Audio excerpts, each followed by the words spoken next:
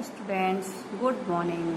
साक्षिक शिक्षण संकुल की इस ऑनलाइन वीडियो में मैं शिवानी यादव आपका स्वागत करती हूँ। पिछले वीडियो में हमने क्लास 5th की विषय हिंदी का 6th चैप्टर पढ़ा था। आज हम उसकी स्वाध्याय पुस्तिका के क्वेश्चन आंसर हल करेंगे।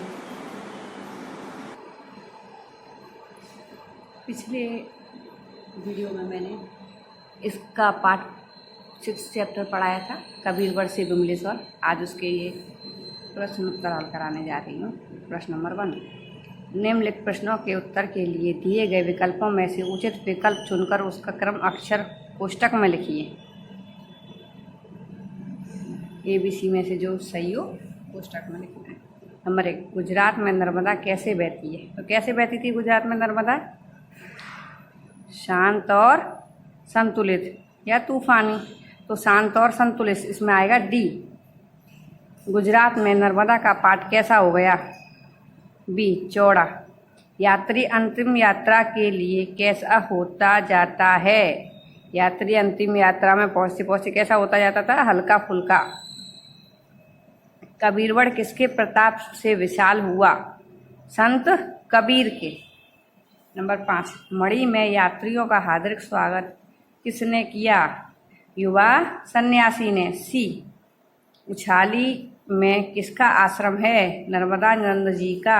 A, अंकलेश्वर के आसपास क्या है? प्राकृतिक गैस व तेल के कुएं। नर्मदा तट का आखिरी गांव कौन सा है? A, विमलेश्वर। कोष्ठक में दिए गए शब्दों में उचित शब्द चुनकर रिक्त स्थानों की पूर्ति कीजिए। अब इसमें है नंबर 1, अब नहीं रहा पहाड़ों से लुका छिपी का खेल। क्या नहीं रहा? वन विहार। नंबर 2, के साथ ही शोर भी चला गया। किसके साथ शोर चला गया है? चट्टानों के साथ। नर्मदा नदी के पानी का शोर चला गया है। एक पाक कहलाता है, दूसरा अंधियारा। उसमें बताया गया था एक अंधियारा पाक कहलाता है और दूसरा उजियारा। उजियारे पाक को शुक्ल पक्ष बोलते हैं, अंधियारे को कृष्ण पक्ष। सन्यासी ने कहा महात्मन भोग लगाइए। कैसे कहा? सविनय के साथ। जीवन एक है और लाख लाख। क्या है लाख लाख? इसमें आएगा परेशानियां। गुजरात में नर्मदा तट के मंदिरों के पुजारी मध्य प्रदेश के हैं। अधिकांश, इसमें क्या आएगा? अधिकांश। अपने शाश्वत सौंदर्य से तुम नित हो। कैसी हो? नूतन। सही वाक्यांश चुनकर विधान पूर्ति कीजिए। विधान मतलब वाक्य की पूर्ति कीजिए। वह इतनी शांत बहती है कि उसकी पदचाप तक सुनाई नहीं देती। इसमें क्या आएगा? A। नंबर 2, संत कबीर के प्रताप से बरगद का पेड़ इतना विशाल हुआ कि, इसमें आएगा A, पूरे टापू पर छा गया। यह निर्धारण करना मुश्किल है कि कहाँ नर्मदा का अंत है और कहाँ समुद्र का आरंभ। इसमें आएगा C। क्वेश्चन नंबर 4, निम्नलिखित प्रश्नों के उत्तर एक एक वाक्य में लिखिए। नर्मदा की देह किन 5 तत्वों से बनी है? वो पुस्तक में बताए गए थे ना 5 तत्व कौन कौन से हैं? पानी, चट्टान, प्रपात, शोर और मोड़। क्वेश्चन 2, संत कबीर के प्रताप से बरगद पर क्या असर पड़ा? संत कबीर के प्रताप से एक पेड़ इतना विशाल हुआ कि पूरे टापू पर छा गया।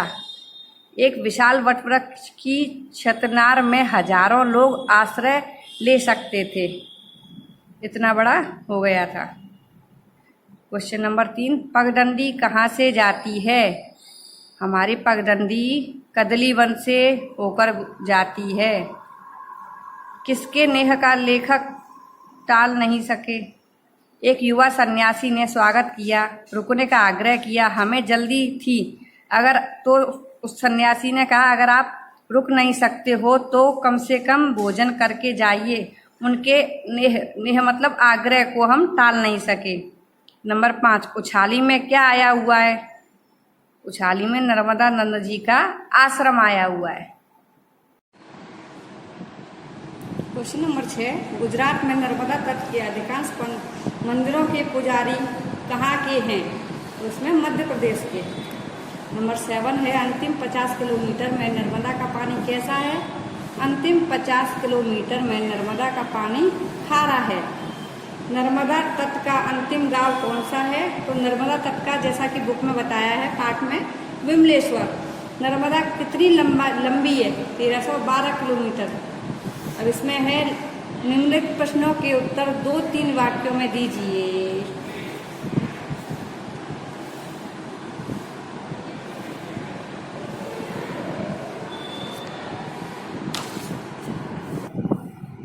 तो इसमें 2-3 वाक्यों में तो नहीं है ये, उसकी पूरी कहानी थोड़ी बड़ी है। लेखक को बचपन में सांप काटने पर कैसे बचाया गया था? पहले तो बेहद डर गई थी उसकी माँ, पर बाद में उसने स्वयं अपने जनेऊ को उतारा और डंक से थोड़ा ऊपर कसकर बांध दिया। फिर उसे चीरा लगाया तो खून बहने लगा। माँ बहुत घबरा गई थी। झाड़ फूक वाले ओझा को बुलवाया था। उसने आकर बोला, पहले जनेऊ खोलो, फिर मेरा मंत्र लगेगा या फिर काम करेगा। तो लेखक ने कहा, लेखक को जो वहाँ पे एक सन्यासी मिला था, उसने कहा था, मैंने कहा मर जाऊंगा पर इसे नहीं खोलूंगा। तब किसी ने कहा, इसे खूब घी पिलाओ तो जहर निकल जाएगा। मुझे एक शेर घी पिलाया। मैंने कहा अब मुझे सोने दो। सबने मना किया, मैं नहीं माना और सुबह तक बिल्कुल ठीक हो गया। अंकलेश्वर की क्या विशेषता है? यह नर्मदा से 10 किलोमीटर दूर है। इसके आसपास प्राकृतिक गैस और तेल के कुएं हैं, इसलिए यह एक ऐसा बड़ा औद्योगिक नगर हो गया है। यहाँ के तेल के कुएं की लपटें रात के आकाश की रक्तरंजित करती जान पड़ती हैं। नंबर 3, लेखक नर्मदा का यशगान किन शब्दों में करता है? मेरे हाथ अपने आप जुड़ गए, मैंने नर्मदा का आह्वान नहीं किया बल्कि रो पड़ा। प्रसन्नता के सहज स्वच्छ आंसू मेरे गालों पर ढुलक रहे थे। काफी देर तक चुपचाप बैठा, मैं मन ही मन नर्मदा का यशगान करता रहा। कबीरवड़ का महत्व क्या है? कहते हैं संत कबीर यहाँ आए थे, उनके प्रताप से बरगद का एक पेड़ इतना विशाल हुआ कि पूरे टापू पर छा गया। इस विशाल वट वृक्ष की छतनार छाया में हजारों लोग आश्रय ले सकते थे, लेकिन अब उसका थोड़ा सा ही अंश बचा है। यह भी काफी बड़ा है और किसी भव्य स्मारक सा खड़ा है। नर्मदा गुजरात की जीवन डोरी क्यों है? अर्थात जीवन डोरी नर्मदा को क्यों कहा जाता है? नर्मदा मध्य प्रदेश के अमरकंटक से विमलेश्वर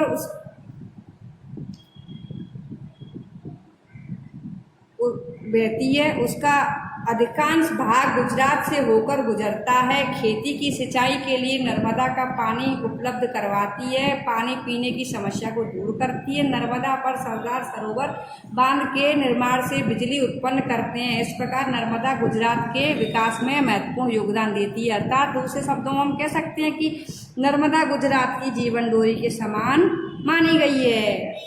नंबर 7, निम्नलिखित शब्द के समानार्थी शब्द फिर पर्यायवाची शब्द लिखिए। पानी का क्या होता है? जल। और नीर भी बोलते हैं। आश्रय मतलब सानिध्य या शरण। अमृत का पीयूष और मधु। विशाल का बड़ा या महाकाय। बिजली का दामिनी या चंचला। एकांत का अकेला या निर्जन। अब किसी शब्द के विरोधी विलोम शब्द लिखिए। शांत का अशांत। नाम का बेनाम। आकाश का धरती। सूर्यास्त का सूर्योदय। मुश्किल का आसान या सरल। आरंभ का अंत। निम्नलिखित शब्दों की वर्तनी सुधार कर लिखिए। अधिकतर, इस पर बड़ी की मात्रा लगी हुई है तो और इसको सुधारेंगे तो अधिकतर, छोटी की लग जाएगी इधर। सेकंड है कबीरवड़, इस पर छोटी की लगी हुई है वहां पे तो इसमें बड़ी की लगा देंगे। कबीरवड़। उजियारा, तो इस पर बड़ी की लगी है तो इसमें छोटी हो जाएगी। उजियारा। कदलीवन, इस पर छोटी की मात्रा है लाप है तो कदलीवन। बुलवाया, तो उसको छोटी को लगा के मात्रा छोटी ऊ की तो बोलेंगे बुलवाया। चुपचाप, तो अपने क्या बोलते हैं? चुपचाप, तो छोटी ऊ की मात्रा। निम्नलिखित शब्दों का वाक्यों में प्रयोग कीजिए। तो इसमें मैंने जो अपने पाठ के अंदर जो वाक्य आए हैं ना उन्हीं का इस्तेमाल किया है। यशोगान, नर्मदा नदी का यशोगान गुजरात में सभी जगह है। कल कल, नर्मदा नदी पहले की तरह कल कल सुनाई नहीं देती है। हल्का फुल्का, यात्री अंतिम यात्रा के लिए हल्का फुल्का हो जाता है। पगडंडी, कदली वन से ही हमारी पगडंडी जाती है। और इनको शब्दकोशीय क्रम में लिखना है। सबसे पहले शब्दकोश के हिसाब से कौन सा शब्द आएगा, बाद में कौन सा आएगा, उस प्रकार। सुबह, समुद्र, स्वच्छ, सन्यासी, सड़क, सुरीला। तो उसमें सब प्रथम आएगा सड़क, फिर सन्यासी, सुबह, समुद्र, सुरीला और स्वच्छ।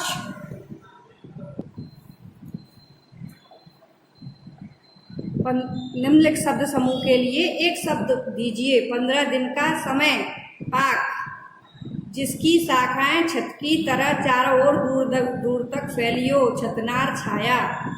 जमीन का वह भाग जो चारों ओर से जल से घिरा हुआ हो उसको बोलते हैं टापू। पैदल चलने से पैर से उत्पन्न होने वाली ध्वनि, पदचाप। महीने का अंधेरा पखवाड़ा, कृष्ण पक्ष या अंधियारा पाक। आपके द्वारा दिए गए प्रवास का वर्णन करते हुए आपके मित्र के पत्र लिखिए। तो इसमें मोहन बी 2/4, मधुबन, ग्लोरी, श्रीराम चौक के पास, नवा नरोला। प्रिय मित्र सोहन, नमस्कार। इस वर्ष हमारे स्कूल का प्रवास कबीरवड का किया। कबीरवड नर्मदा नदी के किनारे की मनोरम जगह है। ऐसी मान्यता है कि यहाँ आकर कबीर जी रहे थे। उनके प्रताप से बड़ का वृक्ष खूब फैल गया था, जिसके नीचे अनेक लोग आश्रय लेते हैं। अब तो अनेक बड़ के वृक्ष हैं। कबीर का मंदिर है। नर्मदा का सुंदर तट है। दूर दूर तक खेत लहलहाते हुए दिखाई देते हैं। हमने नाव की यात्रा भी की, ऊंट और घोड़े की सवारी भी की, सबका आनंद लिया। आपका प्रिय मित्र मोहन। इसी के साथ यहाँ सभी प्रश्नों की समाप्ति होती है। अब मैं आपसे अगले पाठ के वीडियो में मिलूंगी। जय गायत्री, धन्यवाद।